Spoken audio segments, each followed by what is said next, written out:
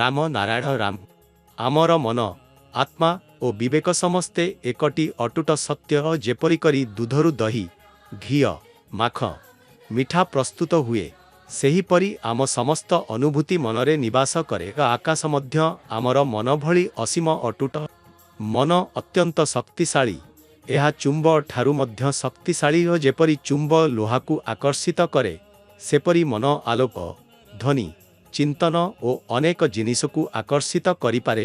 एही मन अमूल्य यह जगतर सबुठु बड़ शक्ति।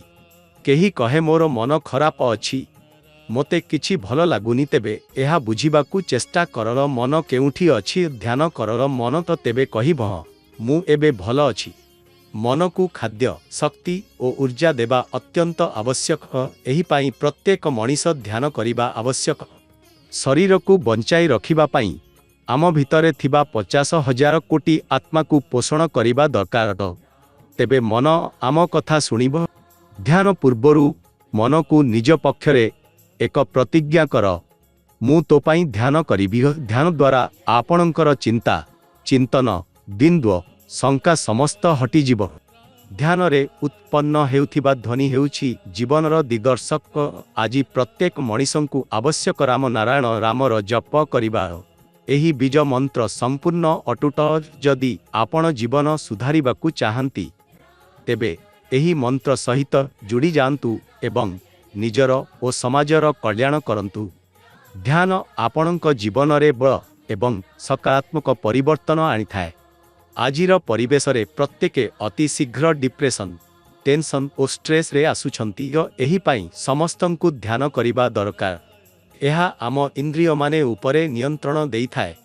मन एवं मस्तिष्क निश्चल रही थाए एवं जीवन रे ठीक और भल निष्पत्ति नेबारे साहाय्य करे। ध्यान द्वारा व्यक्तित्व रे उन्नति आसे नेतृत्व गुण विकास पाए जिम्मेवार नागरिक और समाज सेवा मनोभाव जागृत हुए।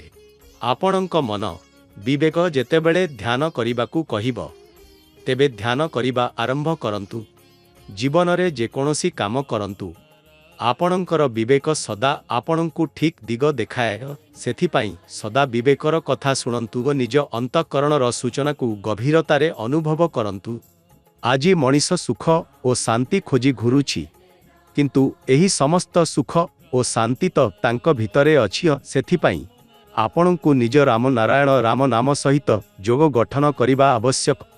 राम नारायण रामर जप करिबा द्वारा आपणक चेतना और विवेक जागृत हेब। भूल और सठिक विचार करिबाकू शिखि पारिबे।